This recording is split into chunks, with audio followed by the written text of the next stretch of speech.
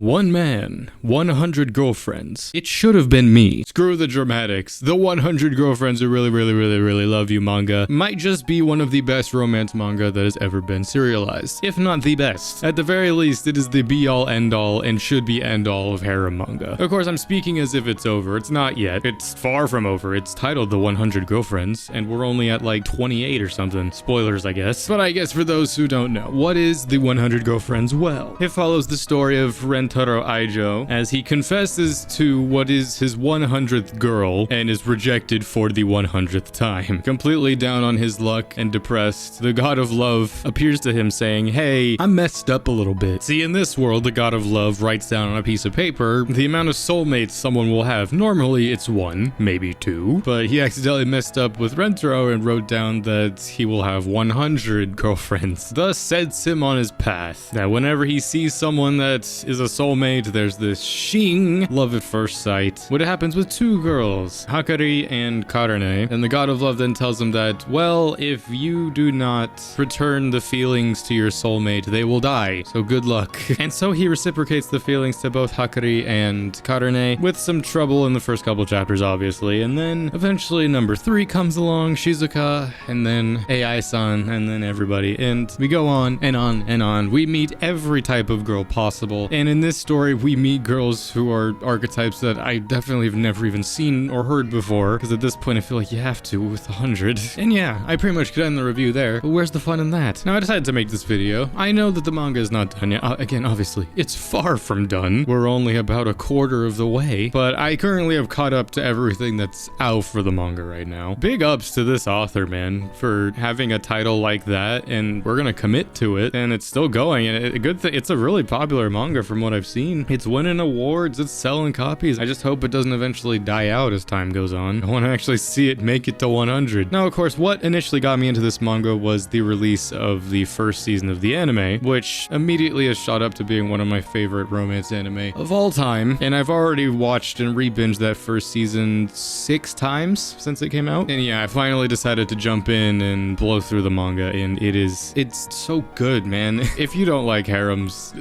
see, here's the thing, even if you don't like it, I feel like if you're a fan of romance, this manga is the pinnacle of the phrase. There's a little something for everybody. Because yeah, again, quite literally every archetype and thing that you could think of is in this. It invents archetypes that I don't think are in anything else. Or at the very least, it plays with them in different ways. There's so many arcs, I guess you could call it. I will say, going forward, because obviously I picked up with the manga where the anime leaves off, which is after the whole Hakari thing. At some point, you do get wise to the act, I guess. I don't want to say rinse and repeat, because how this story handles a lot of its arcs is obviously it gets to a point where I feel like we're just like speed running, like getting these new girlfriends, which makes sense. It's not like every chapter is a new girlfriend. It's like I want to say like maybe 4 or 5 chapters is like a new girlfriend. The theme of it is like, you know, we'll get a new girlfriend, introduce her to the rest of them. We go through the whole thing of like, this is this girlfriend, and then how she interacts with everybody. Then that girlfriend finds one of the other ones that sort of forms a bond with, and you see those two kind of interact throughout the course of the story. Then more stuff happens, and that next chapter will end with, you know, Rentaro kissing them if he hadn't already. It'll lead to a big thing with like all the girlfriends getting involved with something. It's that sort of structure over the course of the remaining chapters. If for nothing else, it's amazingly wholesome and insanely chaotic. One of the funniest things with this is like whenever he gets like a new girlfriend and does like the thing of just like, so stuff happened, would you please welcome this new girlfriend to the family? And then it shows the shot of like all of them reacting to the new girlfriend. It's so funny, it's like the latest girlfriend that was introduced, which like it shows that panel. It's like all of them barely fit in. It's gonna get to the point where like by the end of this manga, there's gonna need to be like 4 panels of reaction shots. One thing I will give props to, like what it commits to, is like when it does the scene where like he kisses all of them, it does it. It's like a 2-page spread of kissing. I do not envy this author at all for having to draw all of that. It's an exercise in madness, if nothing else, both reading and enjoying it. But I'm saying all this like I hate it. I fucking love this manga so much, if that wasn't abundantly clear. It is the be-all end-all of harems, but it's handled so well. I think a lot of it does have to do with Rentaro as the main character. I mean, it kind of has to be. He has just enough character to him to where you like him, but at the same time, how he interacts with everybody else, you do feel the genuine care that he feels. He doesn't just say that he loves all of them equally just to say it. It's like you genuinely feel it's all of these 20 plus girlfriends that he has currently. You feel the each individual love that he has for them and the unique ways he interacts with them, how he likes them. It's beautiful if nothing else. This dude is the modern day Solomon, except I think he actually cares about his wife. One thing that is interesting going into a lot of the later chapters though is we'll have certain arcs with the girlfriends. Like one that really comes to mind is that all the girlfriends get involved with trying to make this like idol group, and like they have this big performance and it's super fun. They learn to dance. But then we go forward a bunch of other chapters later and we like double the cast. And it's like, all right, let's do that again, but this time with the new girlfriends. I really liked that because though it can sort of be seen as them sort of just using the same plot point again, and there's also like a chapter where all the girls get turned into babies and then they do that again way later with the new girlfriends. It's those kind of stories where it's like, I kind of hope they keep doing that because it's sort of like checkpoints for like all the girlfriends where it's like, all right, let's do the idol thing again. Let's turn you all into babies again. It is very funny looking back on, you know, the very early chapters of it because it starts with Hakari and Karane. You know, it goes to the whole thing where they sort of have to be like, all right, you're two timing, whatever. And then it's like, obviously when Shizuka comes in, who's the third girlfriend, you know, obviously Karane gives that pushback like, have you lost your fucking mind? By like 5 girlfriends, she's just like, fuck it, whatever. I love that even at one point, like one of the girlfriend's parents like talks to them, is just like, you're 27 timing. But one thing that is interesting that I'm curious to see if it ever comes up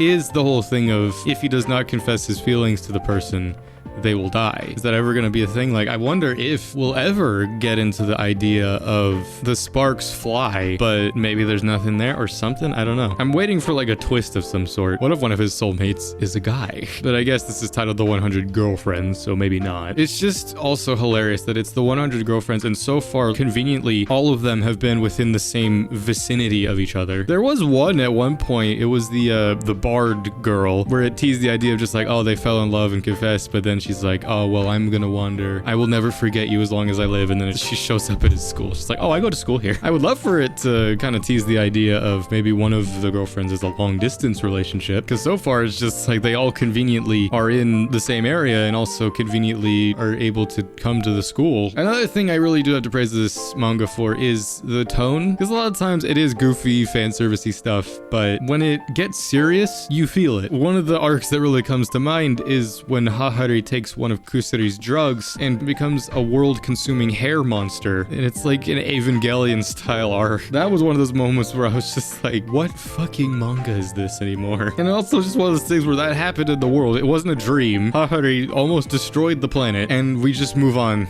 This is one of those manga where it's like, I feel like this is gonna be the One Piece of romance, where it's like all these different story beats and stuff is happening, which is funny because there are a lot of One Piece references in this show, so it's clear the author probably really likes One Piece, which is also funny because I was reading this manga while also having One Piece on in the background. But there's just so many one-off chapters and stuff where stuff happens. It's just, what manga is this? Not only is it the 100 girlfriends, it's the 100 genres wrapped into one. Which, I mean, it kind of has to be, you know? It's not only is it all the different tropes and stereotypes of girlfriends, it is all the different stereotypes of just anime and manga and romance things. Which, honestly, you can really look at it, and how I've looked at it is like, this is a true love letter to romance anime and just manga. I am so curious how this ends as well. Already, like when we were at like 20 girlfriends, he was already like, yeah, we should probably talk about marriage. All right, we're gonna have that conversation again 80 girlfriends later. Does this end with Rentaro marrying all of them and then having a spawn of over 1 million children? Does this end with the final chapter just being a massive orgy? It's just a massive censor panel. One thing I do definitely have to give praise, even more praise for, the development that it gives to the girlfriends. Like, it's not just that they become a part of the harem, it's like, oh, they're there. It's like certain characters will be with the harem for a while and then come back and then have like an arc with either one of the newer girlfriends that shows up, or they'll just have a different arc entirely. I'd still say overall my favorite girlfriend so far, which no surprise if you've been around on the channel for a while, is Karane, the tsundere, just because she's definitely one of my favorite tsunderes ever, which again, if you don't know, tsundere simp, but her especially just because she is the quintessential tsundere, which is literally how she speaks. She leads so hard hearted with just like, it's not that I like you or anything. One of my favorite arcs in all of this story was when Karane takes one of Kusuri's drugs, which is like the desundere drug, where Karane becomes normal and she's not a tsundere anymore. I loved that arc so much. And it was this whole thing of like trying to turn her back into a tsundere. It was a beautiful arc. And then another thing is this manga had some of the best panels ever, which again, I'll put out some of them that I've screenshot, some of the most comedic usage of paneling, and also just some of the most fire panels I've ever seen. It's like Evangelion levels of art. It's both beautiful and hilarious. Though this manga could definitely be culminated into a million different genres, it's rom-com at the end of the day. If anything, com-rom, because it's fucking hilarious. It hits every beat. It's hilarious, it's wholesome as hell, it's serious when it means to be serious. Though there's only 180 some odd chapters out so far, I look forward to seeing more. I hate that I'm caught up, but it is what it is. I can't wait to see the many different types of girlfriends that get introduced in this story, as well as seeing the development of past ones that have already been introduced. One of my theories is that the whole story talks about like he was rejected 100 times. And I feel like the final girlfriend, obviously that's gonna be like a huge arc. It's gotta be. I feel like the final girlfriend, an interesting poetic thing maybe would be the final girlfriend he gets is either the first one that rejected him or it's the last one. Because the only one we ever see is the last one that rejects him. So that would be a funny thing. Honestly, I should have just made this video a video where I went and broke down each of the 100 girlfriends, well 28 or whatever, and talked about what I liked of them. That'll probably be its own video. Honestly, I might just do a tier list, if anything. That would be interesting. Yeah, that'll be what I do.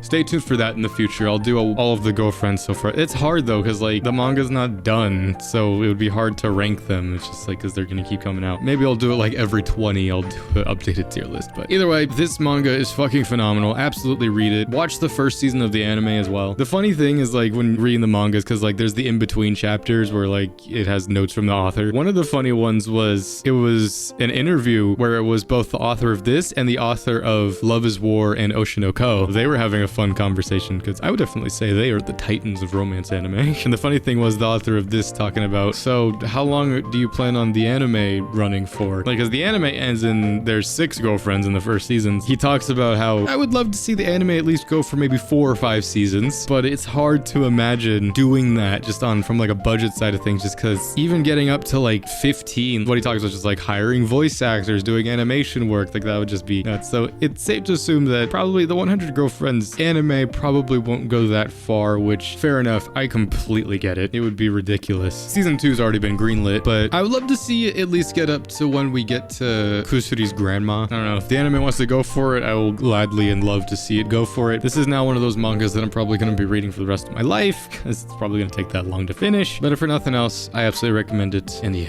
peak. Okay, I didn't give a score. I mean, bro. So far, the first 180 chapters of the 100 Girlfriends really, really, really love you. Fucking 100 out of 10. It is everything that I love about romance anime and more. I mean, it is romance anime and manga, period. Like, it's everything. Great characters, great main character, wholesome romance, amazing paneling usage. The anime is amazingly well animated and drawn as well. Every new girlfriend I end up loving in some aspect. Of course, there's some I love more than others, but still really, really, really, really good. I love it. But either way, this is my review for everything that's currently out for the 100 Girlfriends manga and anime, I guess. Join me for many other videos of the sort, be they future anime and manga reviews, reactions, gameplay, and everything else that'll be coming out soon. So until next time, I'm Lancer. Thanks for watching.